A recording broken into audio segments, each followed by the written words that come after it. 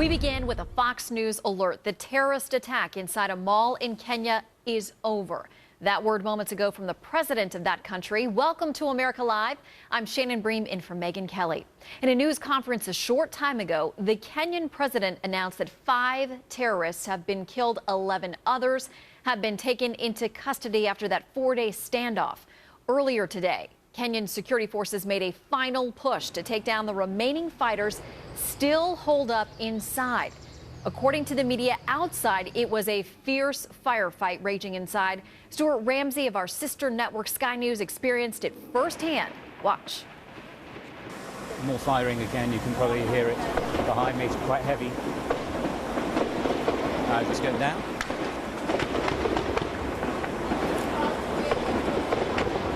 Yeah, this is quite heavy firing, and some of these rounds are coming across the position that we're in.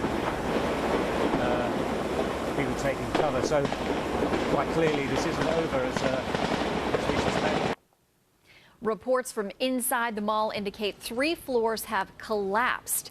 At least 72 people are now reported dead, but the morgue in Nairobi has been warned to prepare for more victims. Connor Powell joins us live from our Mideast Bureau with the very latest. Hello, Connor.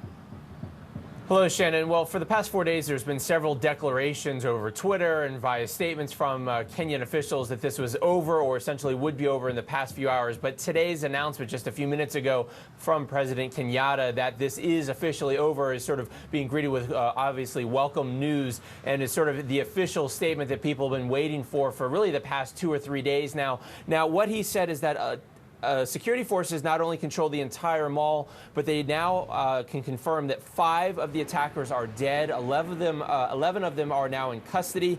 Though he said that right now security services cannot identify any of the attackers, that they are working on trying to locate and identify all of them. President Kenyatta also called the past few days, quote, a nightmare, and thanked the United States, President Obama, and other countries that have aided and supported his government and his security forces. Now, just a few hours ago, there were reports of gunfire. Obviously, Stuart Ramsey and others showed just how violent it had been over the past 4 days, but really even earlier today. But the last couple hours, it had been quiet. The reports we're getting is that the Kenyan officials and the Kenyan security forces were going through the mall looking for bombs and trying to disable them. There are reports that there are more bodies inside the mall right now. The death toll is at 72, but the Red Cross in Kenya is saying to prepare for more. There are potentially many more bodies in that building right now. But the good news is that there should not be any more death, because right now it is over, according to Kenyan officials. Shannon. All right, Connor Powell, thank you very much for the update. And for some context about the frequency of terrorist attacks, last year there were more than 6,700 attacks worldwide. 11,000 people died. More than half of those attacks originated in Pakistan, Iraq, and Afghanistan. Pakistan saw the most attacks. 1 out of every 5 occurred right there. In Washington, a new report on the shooting at the Washington Navy Yard now says the shooter lied in order to get that security clearance he had. The Navy releasing its findings on Aaron Alexis, saying he failed to tell them he was thousands of dollars in debt and had 2 prior gun-related arrests. Now check this out. He's not the only one who didn't tell the whole truth. Federal investigators also took out any reference to guns in his application.